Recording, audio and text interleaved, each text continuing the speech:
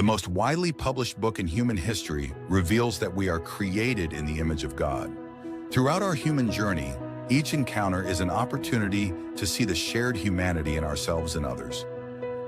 Regardless of one's views on religion, each experience and each story weaves us together towards a common path of transformation, a process of growth and understanding, a recognition that, at our core, we share a common destiny. What does the search for truth really mean in our lives? How can we find a sense of unity in a world so diverse and divided? As we reflect on these questions, we start to uncover a fundamental connection that binds us all beyond our differences. Welcome to Created in the Image of God, Building Vibrant Communities, with our host, Wade Franson. Tonight's episode is Honest Journalism in Divided Times. Good evening and welcome everyone to Created in the Image of God. I have just an amazing guest waiting backstage for you tonight. And it's right in tune with that intro video that you just saw. The whole purpose and point of this show, reaching out, forging those connections, and importantly, investigating reality and discovering truth for what it is. I've recently concluded a series on that famous statement by Pilate, "What is truth?" And we've talked a lot about independent investigation because journalism today feels like a battlefield. Facts are debated, narratives turn into spin and create echo chambers that are like vortexes that suck people in with clickbait into, flaming arguments that only serve people that are in journalism to make money, not about teaching the truth. So we're just very honored and privileged to have a journalist today in the studio who has dedicated her life to being different and to really reaching out to people with honest stories that others may or may not want to touch. Her reporting is not about pleasing a side, but finding the truth no matter where it leads. Her name is Nancy Rommelmann. Welcome to the studio, Nancy. Thank you for having me, Wade. Thank you for the intro. Well, it's my pleasure, and I've really enjoyed getting to know you as we've prepared for this show and had various discussions. And I know the audience is going to be very intrigued and interested in your story and how you got where you are. So let's start by finding out who the real you, the little girl Nancy inside, who was formed and shaped by circumstances that go back a few years. And who were your parents? Where were they? Where were you born? And what was that like growing up, Nancy? I am from New York City. My dad was a New York City boy, totally self-made, his mom was helping support his mom from the age of 9. Very, very smart. Skipped 2 grades in Catholic school, put him through college, and became a stockbroker. My mother mostly stayed at home, but very, very creative, very into civil rights. I went to a private school. I was not a particularly good student. Got into a lot of trouble starting when I was about in 9th grade. Was that a Catholic school too? No, it wasn't. It was a regular private school called St. Anne's, but it was not a religious school at all. It was the 1970s. I kind of wanted to run around and be naughty. And 70s were a terrible time in many ways. New York City, it was kind of fun too. The city was kind of wild. I think in one sense it was also, though, breaking some ground into what I would eventually do with my career. I didn't really like the little world we lived in Brooklyn Heights and the people going to the tennis club and looking down their noses at other people. And I was like, I don't like this. I want to go hang out with other kinds of people. So I did. There's a little teenage memoir on Amazon you can buy called Queens of Montague Street. You can read all about it. But was it like that song by Barbara Streisand, "Ladies Who Lunch"? I love that song. You know the song? No, I don't know the song, but no, it was not. It was running around New York City, going to clubs when you're 15 when you shouldn't be. Okay. I did go back to school. When I left school for a little while, went back, did go to college. Probably shouldn't have. Probably should have just gone and worked. But I didn't really study to be a writer at all because I was quite convinced I was going to be a movie star, as many people are as I've gotten older. The kind of quest for fame is really about wanting attention and love and all that. But in any case, I did become a writer. Started writing seriously and for a living when I was pregnant with my daughter at 28 and lived in LA and decided I wanted to be home and not be out, but I could write from home a lot of things. It started out then I would leave home. But yeah, I kind of wandered sideways into being a journalist. But from the very beginning was very, very interested in telling the stories of others. And how do I say this? I think we touched on this in one of our conversations. Whenever I look at a story that's being reported and everybody's reporting it like that way or that way, especially if they're shouting about it, I'm always like, I don't know if it's really like that. And if you go in and look, it often is not. So that's sort of been my beat. I realize I kind of condensed my life there a little bit. Um, Well, yeah, I want to get back a little bit to sure. how your parents' reaction to you gallivanting around at 15 in New York, and then what led you to go. I mean, maybe you were pursuing the actress career to get you out to LA, or Well, they were not so very happy about me gallivanting around, but also people, if they remember the late 70s, it was a time when parents were, it was just a different way. People raised their kids differently back then. So we were allowed to be a little wild. I went to Los Angeles because I'd been started working in film in New York, and I met my daughter's dad on a mini series that was being filmed in South Carolina called Roanoke. And I met him and fell in love, and he lived in LA. So I moved out to LA, yes, to be a movie star. And then thankfully that did not happen. And where were you in LA?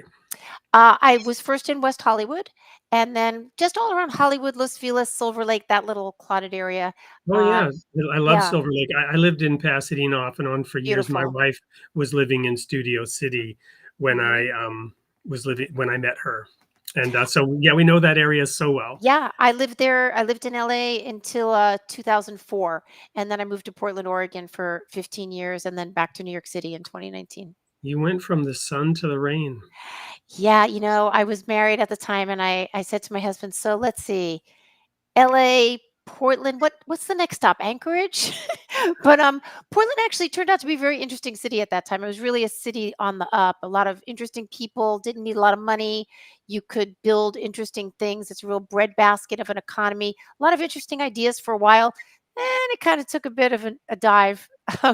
Um, yeah, but I'm glad to be back in New York. So Wow. So, your sensibility around writing and journalism, how did that arise out of these experiences? well,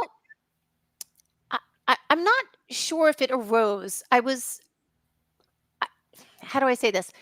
Writing always came easily to me. My friends and my mother tells me I was constantly writing when I was a kid. I don't really remember it doing with any deliberation, but when I started to be a journalist, it finding out what the sort of crystalline bit of the story was, or like the really like the perfect line, or knowing when you'd walk into a story and like, oh, I could leave. No, I can't leave yet. I can't leave yet. Like I had a good sense, a good nose for stories that I just have.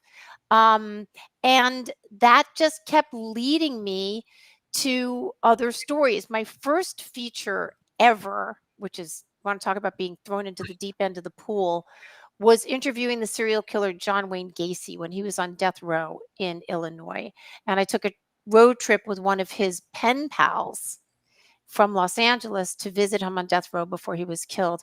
And I had to figure out how to tell that story. How do you tell that story, Wade? Like someone says, okay, Wade, you're going to get in a car with someone you don't know to go visit a serial killer. Like, how do you do that? Do you sit in the car? Do you focus on the killer? Do you focus on the victims? I focused on America. We went through California and Nevada and Oklahoma, and I took the cultural temperature of everybody, the people that I went to church with my Native American relatives and they were praying for Gacy. They were praying for me. I sat in a bar in Texas where they were cursing at the TV. And I realized that we are the people that create these stories. We create celebrities. We feed their image. And it turned out to be a pretty good way to do journalism. And I've kind of just stayed there, kind of letting people tell me the story as opposed to me going like, oh, yes, in all my wisdom, I'm going to tell you the story, reader.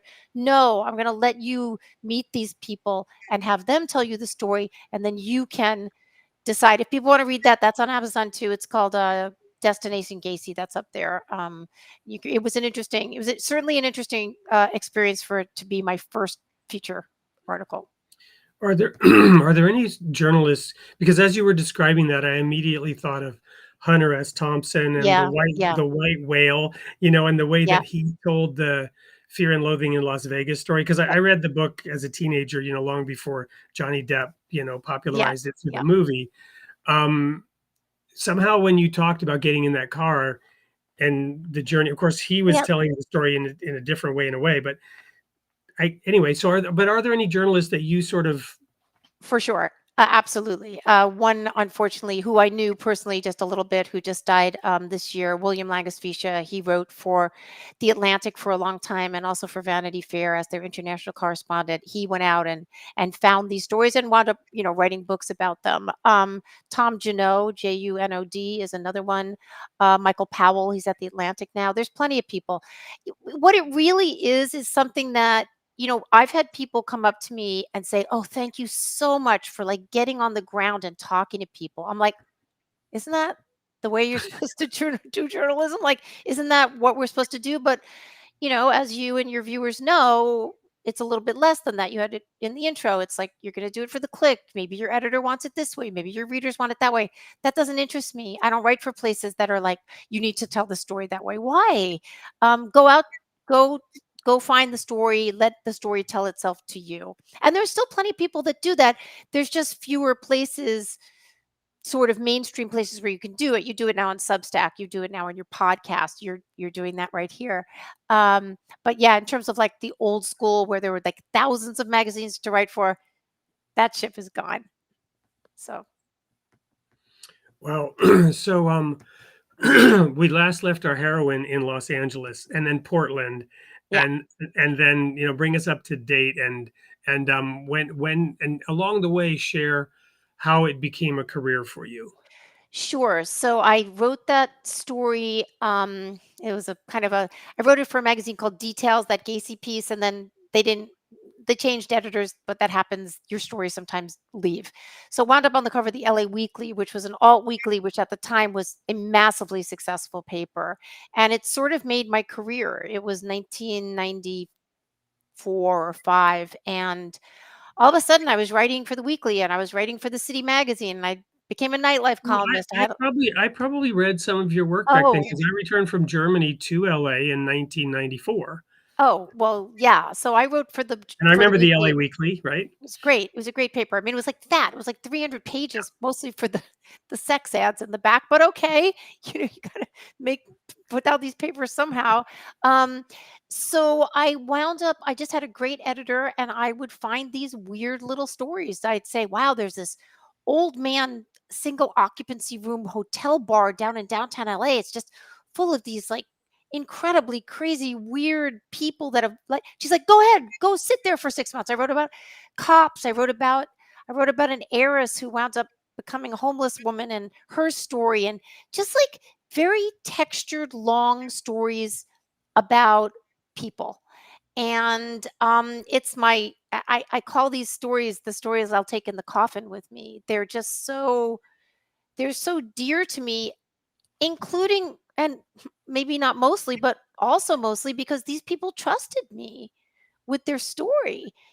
It's very hard. We'll get to the book that I put out a couple of years ago. When you're talking to people, especially about like the hardest things that have ever happened in their life, because I do write very tragic stories sometimes. It's you it's hard to get them to talk sometimes, but they need to talk. People need to tell their stories and they need someone to listen. And it's such, I don't know if honor is the right word, but it's you feel it. You feel it when you're just being spoken into, and then it's in you, and then you bring it out later. Well, I can personally attest to that. We talked about this in an early conversation that various media wanted to buy the story of what happened to me and my sisters from me or my sisters, and nobody sold it because we knew they didn't really want to know the story. They were looking for something that would, work for them. And so there had to be a villain, right? There had to be, it couldn't really be told organically. And the full story was more complex and perhaps longer than the average reader might sit through, right? But you could certainly turn it into a very sensational piece that would do really well in some circles. So I had to, go and build this publishing company and now a media company because of that, and the same kind of sentiment that other people need to have their stories told in the way they need them to be told, and they have to have more control over that than would typically be the case with, traditional media. I cannot name, or I can't count the number of times that I've had people ask me, mostly younger people, saying, "So do you write for clicks?" I'm like, I don't. And I wouldn't write for any place that asked me to do that. I mean, I'm always happy when a story does Right. well. I mean, that's certainly great. But the story has to be in charge. That's it. You're not gonna trim the facts to fit the theory. You're not gonna juice it up, or you're not gonna, make it sensational. You can do this without being corrupt. You can do it by, like, where's my pull quote? Where do I break the sentence? How do I lead you into the story? Like, if someone stops reading a story, that is the writer's fault. You have every opportunity to lead them into the story where they're like, I am riveted. And that's your job. Keep them in the story. I will get to my book, and I think in the next segment, Yeah. but I had many people say to me, there's no way you're ever going to be able to explain to me why this happened. And then they read the book. They were like, I kind of understand how this happened. I was like, well, Yeah. then I did my job. It may not be an excuse, but there's a reason, right? What, that we do the jobs that we do? Or, No, oh, that you mean, why always yeah, nothing here. Everybody here, I see some questions here. We'll get to them. Nothing comes out of the blue. Maybe a bolt of lightning. Okay, maybe you're driving and you hit some black ice, but you decided to go on that trip at that night. Nothing comes out of the blue. You can reverse engineer and find out when things started going a little weird. yeah. So we're going to go to a commercial break. The first one is usually, and in this case, yes, it is a commercial about Nancy. So we'll get to see a little snippet of how and what she does. When we come back, we'll need to introduce a little bit of religion, because after all, that's what this Sure. show is. And we talked about this earlier. There are two hidden words in the Baha'i faith.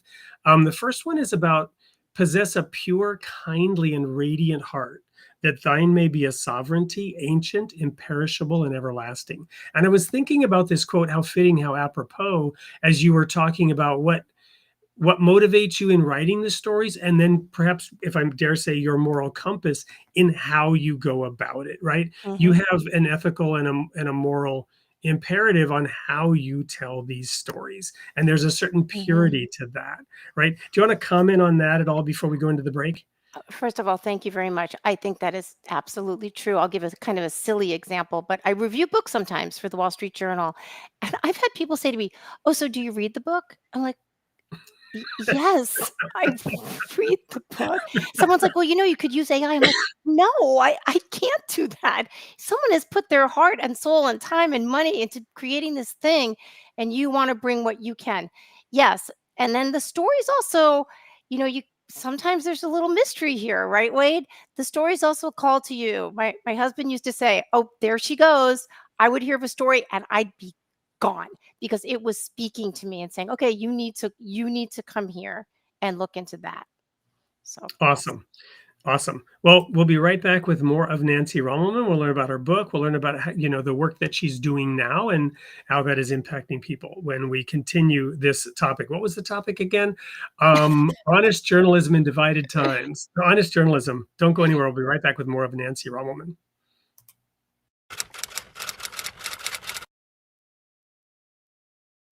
I would tell the woke that the world is a delightful place.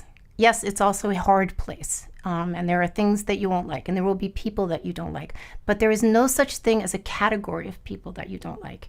Every single person gets up in the morning and puts on their pants one leg at a time, so to speak. Everybody has fears.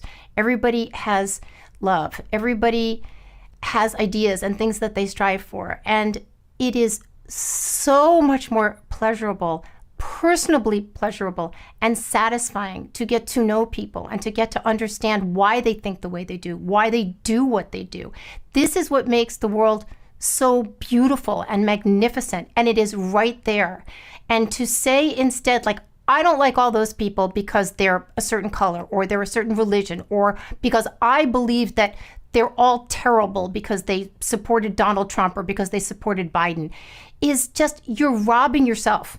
You are robbing yourself of the experience of dealing with humans and interfacing with humanity. And sometimes I think that they do this because they're scared to do this. That's scary. Sometimes it's scary to like put yourself out and try to understand other people and walk in a world that is a little bit uncomfortable. So I'll stay in my little crew here and we'll just call those people the bad people over there. But they're not, okay? Everybody is a human being and everybody is potentially interesting. Maybe you won't like them, but give it a shot and check it out and be open to these experiences, as opposed to closing off like vast swaths of the population because they fall in some category that you and your crew have decided is the bad category today. The world's going to get pretty freaking tiny if you're only going to hang out with your little tiny crew because these are the only ones that are okay.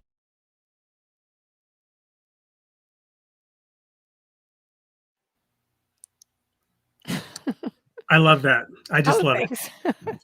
So before the break, we were talking about a certain someone. I'm not even going to mention the name because I'm not trying to make this at all political. And some people know and others probably don't. But there was this politician who used this term basket of deplorables. And that was kind of a seminal moment that we talked about. Your video kind of gets at that, and not to single out one side or the other. But we talked about how that was, I think I used the phrase, it seems like the culture war metastasized at that time. Where were you in your journalistic arc, in your career, and how do moments like that affect you in the work that you're trying to do?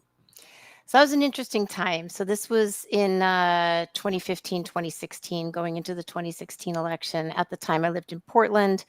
My then husband, had a coffee roasting business, a lot of very young employees that don't have televisions because young people don't buy TVs. I get it. But they were watching the debate in our kitchen because we did have a TV because we're old. And I was listening to them and trying to clock their fears about Trump, which, I shared some of them, certainly. I share fears of all politicians. But there was also a sort of building rage that I could see. Then I started to write about this for different magazines, sort of, there were these signs that went up in all the windows in Portland saying, everyone is welcome here. You are welcome here. Like all creeds, all colors. But then, like, if you walked in with a MAGA cap, they wanted you to leave. And I was like, wait, what's going on here? There's something happening in the air. So I started to write about that. And then we moved into the pandemic. And then we moved into George Floyd being killed. And I was already living in New York at that time, but I went back and covered the protests for a year in Portland and wrote like 30 stories and 1,000. I've written 1,000 things about this. I have written about the culture wars. And I think you are somewhat right to peg it to the basket of deplorables when you are going to, now there's going to be the good people and the bad people. And unfortunately, not all of us, because frankly, not all of us live politics 24/7. But there's been a real division and a real tribalism in this country that I don't think has done a lot of good. So in terms of my work, I've tried to be very balanced, talking to Antifa, talking to the shopkeepers, talking to the people that hate Antifa, talking to the people in the federal building, talking to the cops. And I have to say, it was very satisfying to have a lot of people say, thank you for giving it to me straight. Because that was a very difficult time to you said it at the beginning. How do you know who's telling you straight? When Fox is saying, savages coming to your town, and MSNBC is going, there's nothing wrong. It's like, all right, I don't know what's happening here. So that has been a bit of my beat now for 4 years. I went to the DNC protests. I went to Israel and reported. I've tried to just sort of get on the ground with people and give it to them as I see it and as I am told. So yeah, protests have become something of a beat. They can get a little boring after a while, um, but that's something that I remain interested in. Um, so yeah. Well, it seems like a natural outgrowth from what you did when you wanted to write about the Gacy situation, and you said, "I'm going to drive across the country, and I'm going to understand, what people are thinking and feeling along the way." hmm It's also, you learn that people in mobs behave one way and one-on-one they don't at all. I mean, I've stood in Antifa or Antifa wannabes for dozens and dozens of nights and been tear gassed and been followed and had my phone stolen. And then I've sat with like one Antifa girl who was very sweet while she was petting her dog and tried to explain to me why they were there doing what they were doing. And she really worked as a librarian. So it's like you're good. It's good to go talk to these people and understood. I just wanted to mention I see one question going by. Yes, I have spoken to people on the federal level more than once. Yes, I have. So this idea of I guess getting at the truth. Um, you're you're it seems like you're more interested in helping people navigate perceptions. Is that fair? Versus investigative reporting and trying to, these are the facts. I'm not weighing one as better. I'm just trying to assess the approach that you use in your work. I think that's fair. Yeah.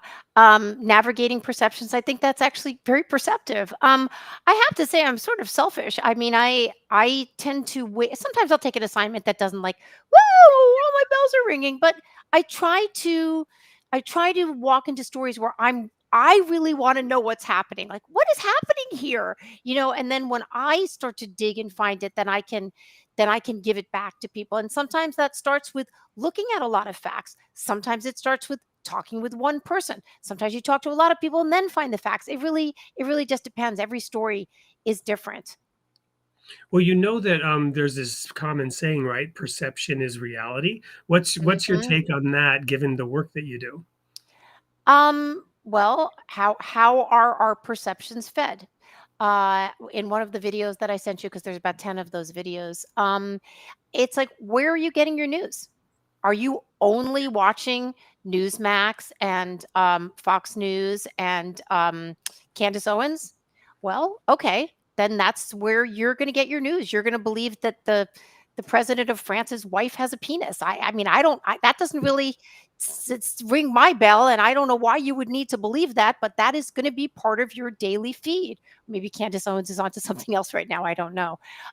Are you only reading uber liberal publications? Then you're going to get, it's going to be 75 terrible stories about Trump today.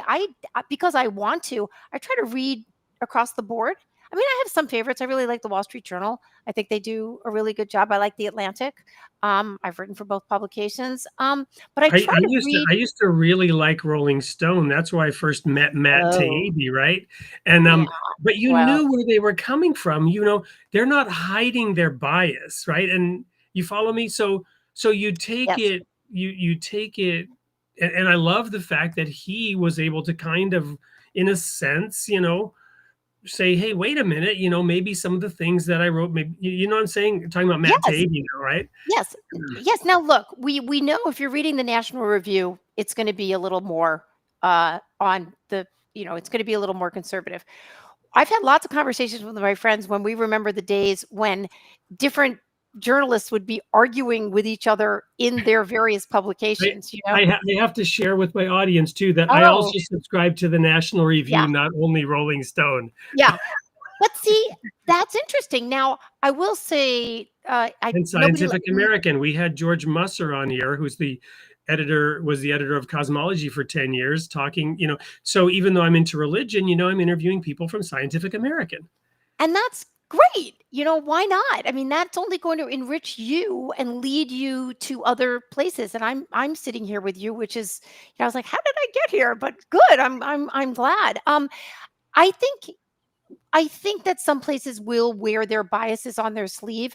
The problem is when they don't, when they're like, Yes. no, no, no, no, no, we're this, no, you can trust us. And Fair and balanced, right? Fair and balanced. it's like, no, just be honest about it. And, there used to be sort of general interest magazines, which would kind of go across the board. I think we have fewer of those. The Atlantic, I think, does a pretty good job, though. A lot of people will tell you it's a liberal rag. I don't think so. I think they do a pretty good job, but okay. So, Yeah, I kind of lost my train of thought. There was somewhere I was going with this. well, I thought I'll tell you about my book if you want. Yes, please go ahead. Thank you. Okay. So I wrote a book that came out a few years ago called To the Bridge, A True Story of Motherhood and Murder. And I'll tell you how that started. I got the Saturday morning paper, the Oregonian, and it had a little tiny blurb, 2 children found in river. That's all that was known. That's it. I was like, what? One was alive. The little boy had died. The little girl had screamed, and some good Samaritans went out and got her. It was the middle of the night. Their mother was arrested that night. And I thought, okay, no, this doesn't make sense. I'm a mother myself. And every article, because it was big news in Portland, every article, every editorial was either she's evil, hang her from the bridge, or she's crazy because obviously there's nobody in their right mind would do this. And I was like, really? Are those our choices? Because that's it. There's nothing. There's no free will. Or something else that impacted it. So I decided to embark on that story, and it took 5.5 years to get everybody to talk to me, to get everything I needed to tell the story in the way that I thought it should be told. I was told not to tell it. I was told no one wants to read about a mother who kills her child. I was like, the book has been still selling. It's been out for 5 years and it's still selling. So obviously people do want it. It's sold about, 25,000 copies, which is a lot. I was told that I was going to make things worse. I was like, okay, let's see. We've got a mother in prison, a dead child, a daughter who has lost her brother and her mother, and the extenuating circumstances were horrible that led up to this. How am I making things worse? I don't think it's possible. And I will tell you that years later, all of the surviving children reached out to me separately to say, I need to know more about my siblings, because they'd all kind of been kept apart. And I was able to kind of bring them together to a certain extent. Anyway, I became very engrossed in writing that. That's the best place to be for a writer, not when you finish the book, but when you're really in the meat of it. And I wrote the book I wanted to write, and I think it's a book that explained things in ways that most people either didn't have the time, and I get it. You work at a daily paper, you got 75 other stories you have to deal with. I took my time and hopefully talked about a very, very hard issue in a different way than you're used to. It's not a lurid book. They call it true crime, but it's definitely not lurid. I would never do that.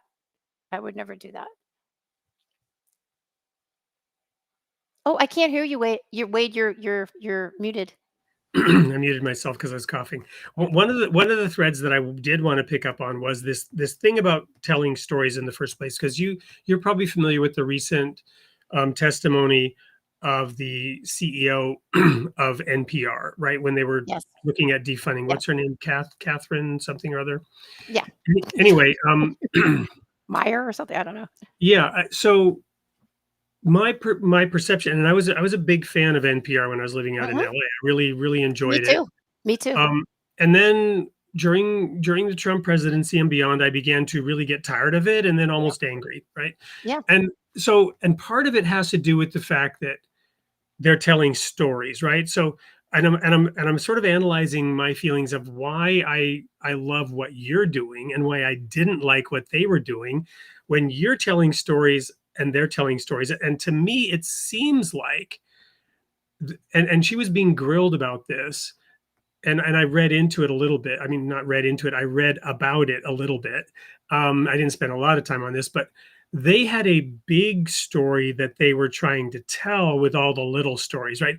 They had a big narrative that they were spinning, and every story had to serve that narrative. And that's exactly what it was, why I didn't want to share my story with the media, because their narrative was simply, what's going to sell, and it has to be almost black and white. Especially back then, there has to be a hero, there has to be a villain. And you really didn't want to be featured in my autobiographical story, because there were no heroes, they were all villains, right? So but it wasn't that kind of tale either. It was a positive, hopeful tale, and I didn't want to come across like a victim. So it's that when you have the stories of other people fit into your narrative, when you're co-opting their story That's to awful. weave your own tale and your own story. Well, first of all, you're singing my tune here, and yes, everything would have to be put through the strainer that made it an anti-Trump story. Whatever. The Right. vanilla ice cream this week looked like Trump, so clearly we can't go to that ice cream store anymore, Yeah. or whatever.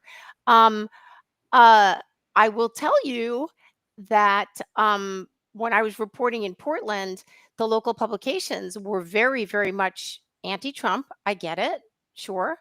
Um, but if you weren't, you were accused of helping. When I was just reporting like pretty neutrally, and I had the one of the editors at the local NPR station write to my editor saying, your reporters reporting is putting my reporters in danger. I'm like, what? What are you talking about? Because I happen to be talking about what's going on the ground. And he's like, I want to retract it. She's like, no way. No, we're not doing that. But you said something that I wanted to add to about, I don't remember. Anyway, sorry. The stories being told in such a way that they serve the meta story. Yeah, I wouldn't even know how to do that. I wouldn't want to do that. That would not be interesting to me. How boring. Okay, everybody, we've got our 50 journalists here. We're all going to write a story that's going to serve our purpose today. What? This is so boring. Well, to go into deep science for a moment in quantum physics, and of course, every armchair quantum physicist, right, has their own little spin and theory about how this stuff works. But to me, it was always, okay, so light presents itself as a wave or a particle, depending on the experiment, depending on your hypothesis, right? And a quantum particle has to be observed before you know whether it spins to the left or spins to the right.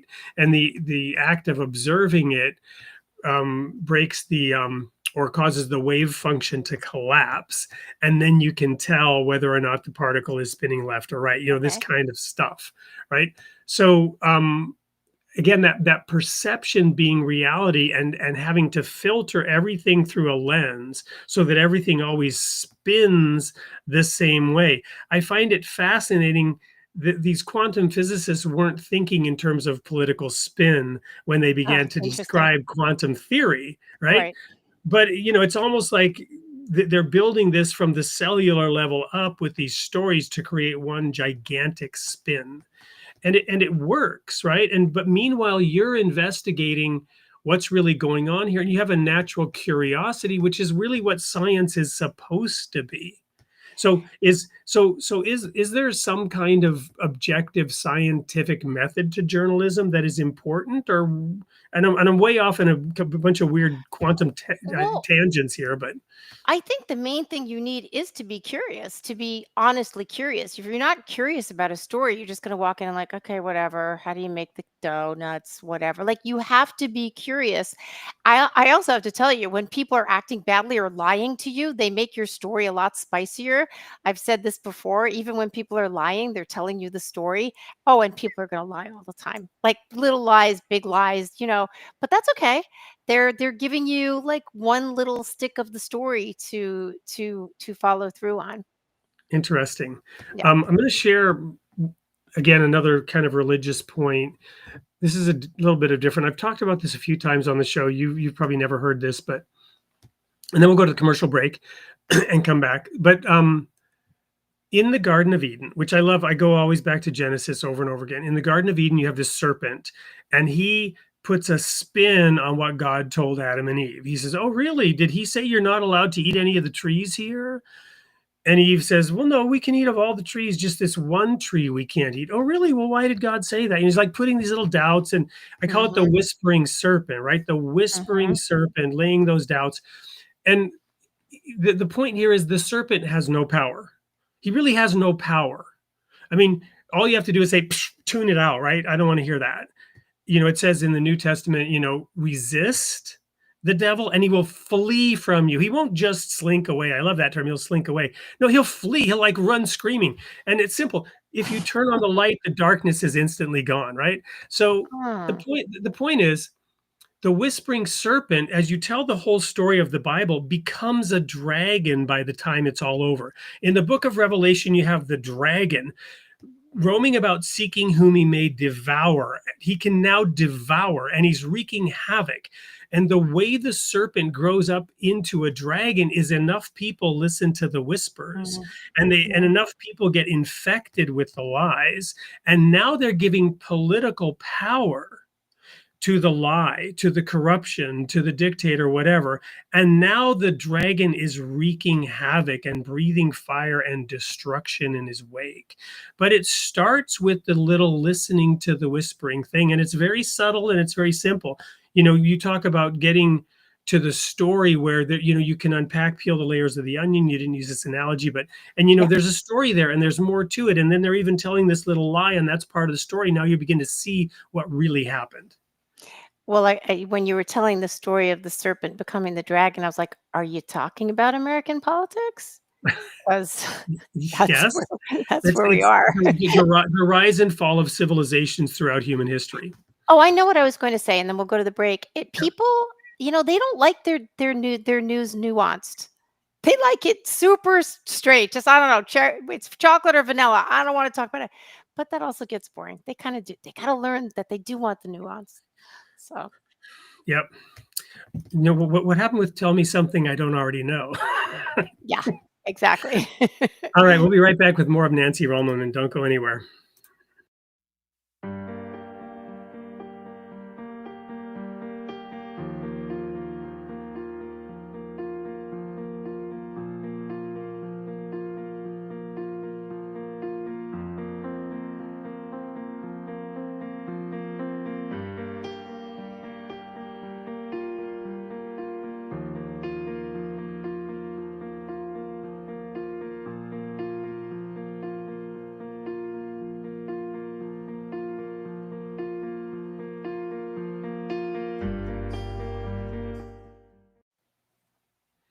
So Ken Tingley was the editor of the New York Post-Star, a Pulitzer Prize-winning paper, and I think that book is a series of columns that he wrote about the people in the area. So it seemed to fit tonight's show. I like it. I liked it. So where are you growing next, Nancy? What is next for you as you emerge now, a successful author, having done many fascinating pieces, being at the epicenter of, a necessary commentary. I call it the razor's edge of between all these opinions, staying true to what's real. What's next for you, and then how will all this evolve? Well, I put out another book last fall called $40 and a Dream, Stories from Los Angeles. So that's out, and that was fun to get out. It's sort of a collection of different writings and essays.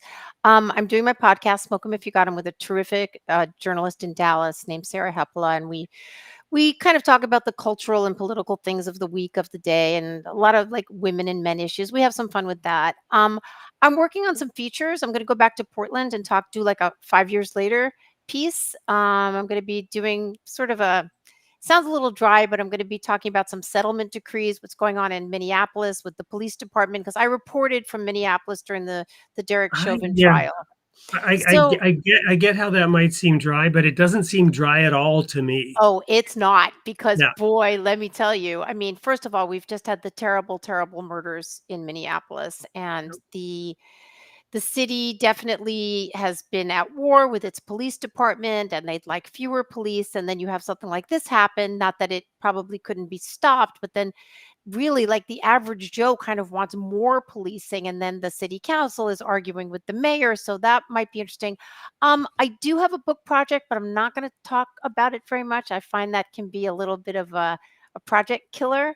But I do look forward, whether it's the one I'm talking about or another one, getting back to the sort of research that I can't keep my fingers out of because it's just so compelling.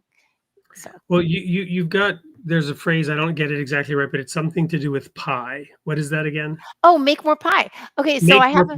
Yeah. I have a Substack and it's called Make More Pie. You can nancyrommelmann.substack.com. And I do bake a lot. I actually have made a living as a baker when I was a kid, or not a kid, but my early 20s. And I bake all the time. I bake every single weekend, breads and cookies and everything. But it's the concept that there's not one pie that we cut into smaller and smaller slices, that it's a what we just make more pie. So yeah, Yeah, I'm and always trying to make more it's pie. it's funny because that penny dropped earlier this evening. I'm like, oh, she's talking about, it's not finite resources. We can grow things. We can make more. We don't have to fight over the I No, always thought it was like, no, I do this serious stuff and then I like to write about food. No, it's not that at all, right? it's both. You're doing it right now. You Yeah. have something that you built. The last book we put out is with a small independent publishing company we built. Yeah. It's like you can just do it. Is it always easy? No. Is it always going to succeed? It's usually hard. No. But it's super fun, and you get to meet interesting people, and you get to build. I had a sound studio in here for 3 years where we recorded all kinds of people. I had Vivek Vivaswamy in there recording. I mean, you just do it. And yeah, there's a piece on my Substack about how I built a media company here. We don't do it anymore, but it was just so fun. Well, and that's why I wanted to ask. So, smoke them if you got them. What's that about? Because there's probably a pie story in there too. No, we don't really talk about food so much. That's a journalist named Sarah Hepola. She's wrote a book came out actually like 10 years ago called Blackout, remembering the things I drank to forget. She had been an alcoholic. She's been sober for many years. So I'm so proud of her. But we met because she wrote a piece for The Atlantic called The Things I'm Afraid to Write About. And she sent it to my buddies that do this Fifth Column podcast. They sent it to me and I called her. I was like, let's podcast. And we did 3. And I was like, we have a show. And we talk about culture. We talk about articles that come out. We talk about movies. We had the author Brian Burrow, great author, wrote Days of Rage. And he had a book out now called about the old, what's it called? Gunfighters, about the Old West. And we all just talked today about how great it is to be involved in projects. This is a thing when you're a writer. This is a little trick. Anybody out there that wants to be a writer or a journalist, you get to call anybody you want and say, "Hey, you want to do something?" And they're like, "Sure." So it's just right now I'm just doing stuff with Sarah. We'll have another episode that'll drop tomorrow, and that's just super fun. And we make some money doing it because that's the thing about being a journalist these days, man. You got to be able to dance. You better be able to hustle if you're going to keep making a living. So You have to be productive. It's not there's not just a patron out there, which is in a sense a good thing, right? That's kind of the independence. there is no patron, but I will say it's interesting. If you do, and it sounds like I'm patting myself on the back, but I don't think I am. If you do good work that resonates with people, they will come to you. For instance, I wanted to go to Israel after October 7th and report. And someone heard about it, someone I kind of know, and she's quite wealthy. And she's like, I fly to Israel all the time. I have points. I'm buying you a business class ticket so you can go and report. I almost have tears in my eyes to tell you this. And that allowed me to go and report because I don't have money to pay for a business class ticket. Like nobody was really flying yet. It was just a few months after October 7th. Only El Al was flying in and out. I don't think Delta was flying yet. And that's like, that's amazing that someone says, I find what you're doing valuable and I'm going to help you do your work. It's amazing. It's amazing. So, you mentioned in an earlier conversation you've also been in the Ukraine Yes, I went to at some Ukraine. point. So, Yep. so tell us a little bit about those travels to those areas So I'm and what very that's like. lucky. I write for Reason magazine, and Reason's just great. It's a libertarian magazine, but they write about all kinds of stuff. And I've done a lot of on-site reporting for them. I'm not on staff, but if I say, Catherine, she's the editor in chief, I want to go to Ukraine, she's like, great, go. I'll pay you well for the pieces you write. Ukraine the war was only 9 days old. And I just decided I wanted to go over there. I did have a friend who was going to go. He was with Vice, and then his trip got So someone's asking what part of Ukraine. I went to Lviv. Okay, I landed in Poland, and then I got myself over the border. I went to Przemyśl and got on a train, a refugee train. All the refugees were coming off, and we got on. And I didn't know where it was going. I did not speak any Ukrainian. We were hurtling through the night at 1 o'clock in the morning. I had no idea where this train was going. It was going to Lviv, luckily, because I'd made, again, check this out. Oh, it's such a weird story. I'm going and I get this DM from someone saying, Nancy, I followed your reporting in Portland. I live in Portland, but I'm from the Ukraine and I have a friend in Lviv. It's the middle of the night. And she's writing me this. And she's like, if you can get yourself to Lviv, they'll take you in. I don't know anything. I get off at this train station at 2 o'clock in the morning. There are 2,000 people there because there's people trying to leave. Luckily, I've made Vasily, who's taken me under his wing. He was going to Odessa because all the men were being called up to fight. And I'm like, you've been so nice to me. Please go catch your train. Don't bother. I'll find where I'm going. He said, no, we're going to find your person. All I know is that he has on a blue jacket. It's 2 o'clock in the morning and there's 2,000 people. And we're standing there and Vasily goes, maybe it is him. The guy holds up the phone and it's a picture of me. I mean, again, I'm going to just cry. I Yeah. wind up in this man's car. I stayed with them for 5 days. We met refugees. I gave away money. I interviewed the mayor. Her dad was the mayor of the town. I've stayed friends with them. She came and stayed with me in New York with her 2 young daughters. You are called to do these stories. You can call it God. You can call it kismet. You can call it your calling. You get what you need to be able to do these stories. I am living testament to this. Well, and having been, I've shared the story, I think once, maybe twice here on this show about when I was coming in from Finland to heading to Leningrad and tanks were coming from Moscow in the pre-internet era. I didn't know.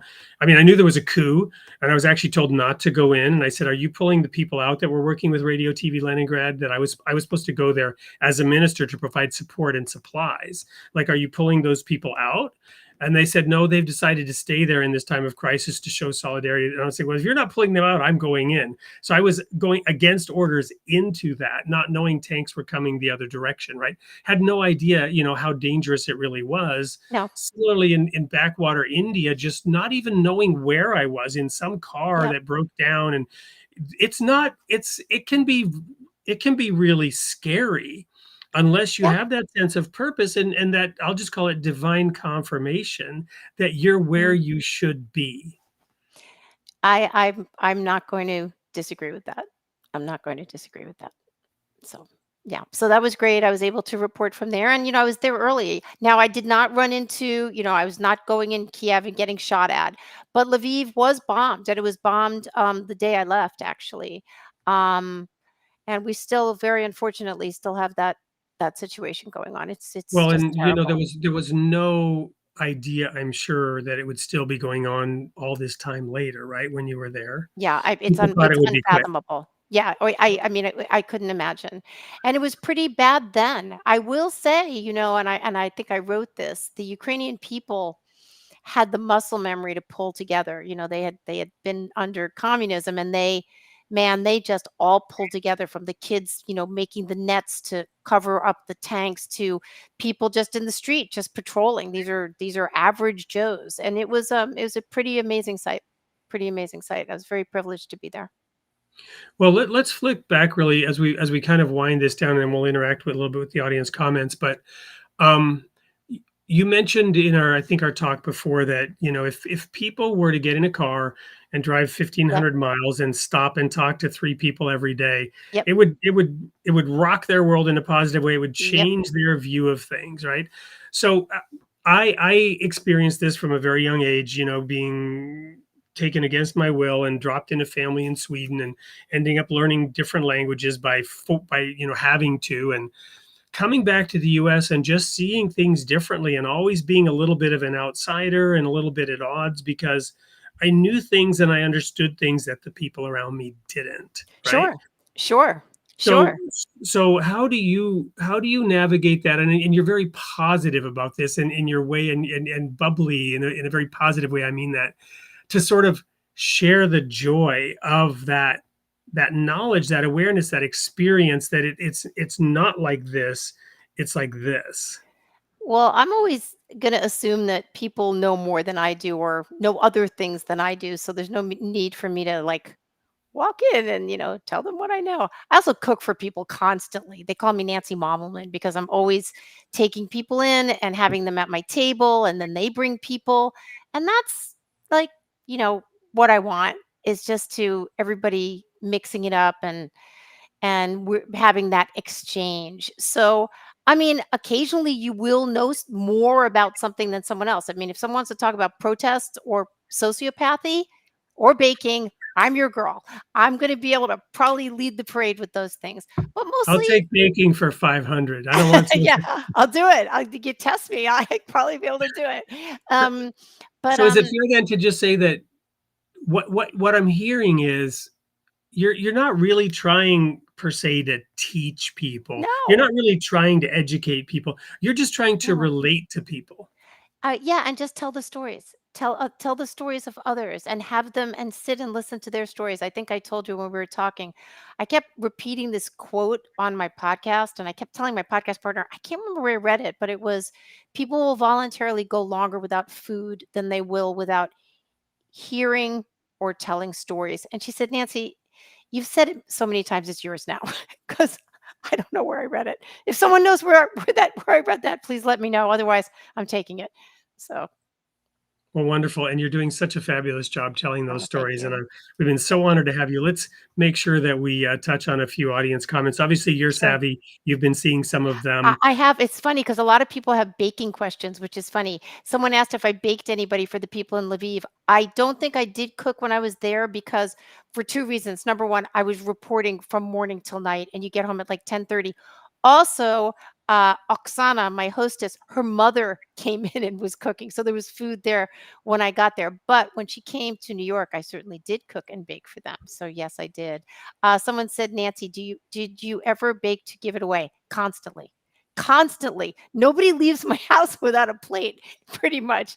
So does So that yes, result in, a long line of people saying, I want more of those? I hope so. Please, I invite you. My door is open. Someone asked if I've ever reported from how many war zones. Ukraine is the only active war zone I've been in, but I will tell you, and there's some videos of this on YouTube on the Reason channel. The federal building in Portland got pretty darn hot. Yeah. There were improvised IEDs flying, tons of tear gas. I remember one night I was there, the feds were shooting they had different grades of tear gas, I think. It was so strong. And I was like, I'm not leaving. I'm a journalist. I'm going to stay. It's 3 o'clock in the morning or two. I'm never leaving. And by the fourth volley of tear gas, my body walked itself back to the car. It was so noxious. So that was a little bit of a semi war zone. Now I want cookies. Good. I want to make them. So, do you So want to pick some questions? somebody had this comment when we were talking about clickbait, right? No, the stories are just click worthy, right? I like that. I hope Thank so. you, Gina. I hope so. I mean, it's your job to get them to want to keep reading. And if I do my job right, then you will. Then you'll. And I don't remember who it was that entered the room. Were you scared at all when he entered the Oh, room? with Gacy. Well, Right. Oh, yeah. Yes. right. Go read the piece again. It's on Amazon. It's like 2.99. It's 20 pages long. Called Destination Gacy. So it's interesting. We built this up in our mind and we talked to so many people, and he'd sent me this letter where he wanted me to tell me my biggest fears. I had a 4-year-old daughter that I left home. I was terrified that there was some like network of national serial killers and all this. And then when we get to the room, he's this like kind of fat, middle-aged guy. And we're just sitting with him at a table. His hands were shackled, but he's right there. And he was really not scary, except that I did learn that day what a real sociopath is. He's super charming. Uncle Johnny, tell me about yourself. It's like, hey, kids, you want me to get you chicken sandwich? Hey, guard, get these kids some sodas. Oh, blah, blah, blah. He was super, super charming. And I knew inside he was like, I get to do what I want. They're all too stupid to understand. Yeah, they're not allowed to kill. I am. He was he was a he was a hard, not good person. Yeah. Yeah. So Yeah, I often, philosophy or religion, I often try to help people understand this is my perspective. But I think it's valid, and I think you can clearly see it in the pages of the holy book, right? We must forgive, right? We actually teach something in the Baha'i faith called instant forgiveness. You have to be so practiced that you don't even get the grudge in that you don't even get the hate in the first place. But that's only possible in a society that is doing its job, which is to punish the Mm, criminals, right? You have to create a safe place in order to feel comfortable to instantly forgive. You can't just keep letting the yeah, rapist loose and expecting the person who got raped to forgive yeah, no, again. right. And that I think that's a real question, and we're going to get into a whole nother topic here, so I won't really start it, but it's a whole question we've had. I've written a lot about the police.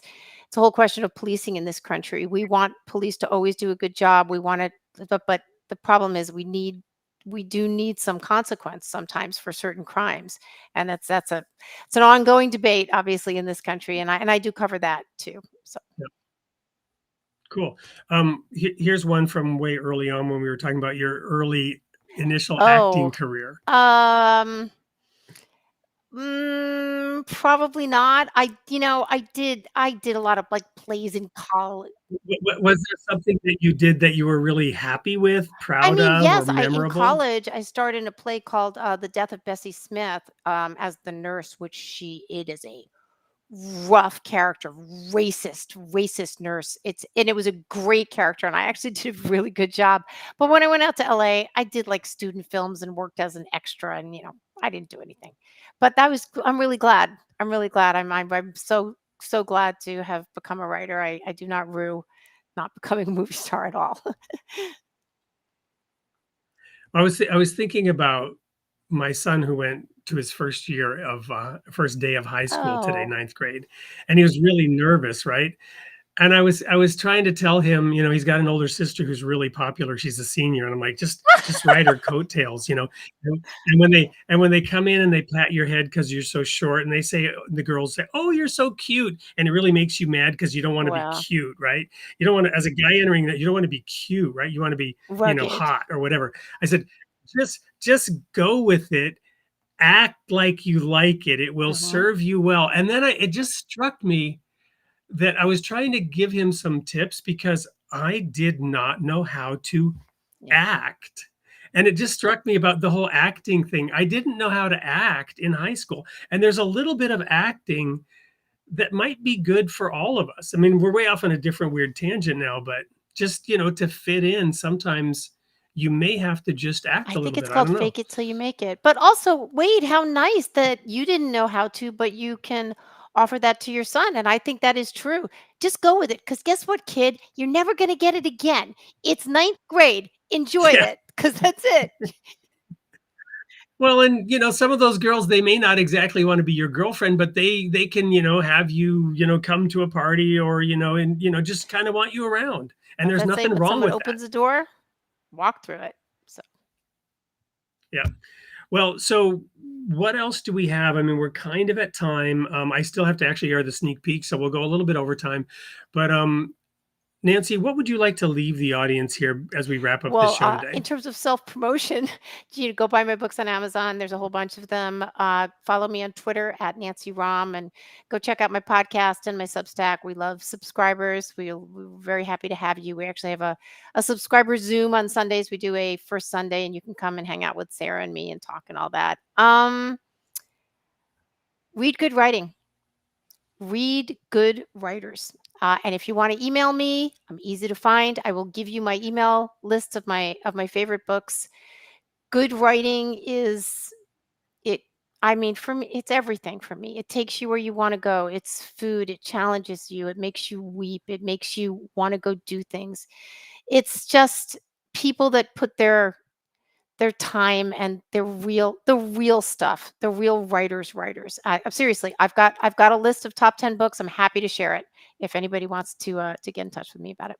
So, Well, and that's so true. I often don't think about this, but in order for journalists to be independent, it only works if you have an audience that's interested in that independent Yep. journalism. Because, Nancy's got to eat too. She's got to have somebody help her buy those That's delicious right. ingredients Butter's for all this expensive, stuff man. that she's baking. No, that's true. We're very fortunate to have enough people that are interested in what we're doing and want to communicate with us and read what we're writing. So yes, that's absolutely true. Well, Nancy, it's been just a pleasure and an honor to have you here sharing your perspectives. It's really refreshing to talk to somebody who's involved in writing those stories from the perspective that you do, that honest journalism, to just relate to those people and make sure that we are getting to know each other in this great Yeah. American family and this great global Yeah. I family. really love. And we all have weird uncles and, that eccentric aunt and, but they're Yeah. still part of our Yeah. Well, family. I love doing this. Thank you so much for asking me, and thank you to your viewers. I really enjoyed being here. Well, wonderful. So that's it for tonight. We're just now going to go to the sneak peek. And I'm signing off with my typical standard tagline. God, we are all created in the image of God, and God loves his creation. We'll see you next week. And thank you, Bye. Nancy, for being here.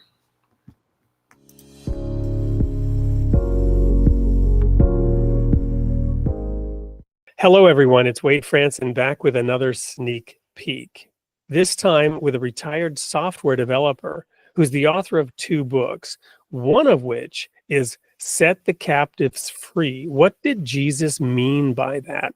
Tom Snow has a unique perspective, having an interesting background and having been in various churches, on what is needed to truly live by Jesus's words. Tom, welcome to the studio. Thank you for having me. Well, it's my pleasure, and we've just had a robust conversation. I've really enjoyed getting to know you and your perspectives. So what led you to write your second book, I believe it was, Set the Captives Free? It was 55 years worth of going through the garbage that's in the churches. Don't get me wrong, there's some good churches and some good leaders, but there's a lot of garbage out there. And we have a lot of denominations, a lot of things, a lot of religions. And we in the Christian church need to find the truth, which is in the Bible, not in false belief systems. We have to learn what's the difference. We have to learn to discern, right? So, and if anyone's offended by that, let me just caveat that by saying, the reality is that if you just spend 2 minutes with Google or Siri, you will find out that Christians have been murdering each other for millennia, sending each other to hell, even having competing popes excommunicating each other. So the fact that there's still some dirty bathwater around today, shouldn't surprise anybody. But Tom, what's been the reaction to your books from the church, and have you had receptivity? Have you had opposition with this position? Receptivity with individuals, those who have been captive under these false belief systems, who've lived under the spiritual Stockholm syndrome. They actually love it. They read it and they go, oh, I can relate to all this garbage I've gone through and all the things that leaders put on me, these churches put on me. I've had leaders react negatively. Now, there are good leaders and those who don't want to be the rulers. And by the way, men love control and they love power. And so in the church, it's no different. You think, oh, well, they're religious leaders. No different. They want control, they want power, and they are resistant, to say the least. From whence come wars and fighting among you, right? Do they not come from your lusts? And yeah, we're like, except for the grace of God go I, we're no different from any other human.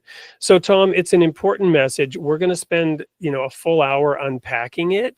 And again, lest anyone be nervous, we're not throwing any babies out with any bathwater. The purpose here is to polish and cleanse our own hearts of false ideas, false inclinations, to follow God more perfectly. So you're not going to want to miss the episode of Creating the Image of God coming up in a week with Tom Snow. Looking forward to seeing you there.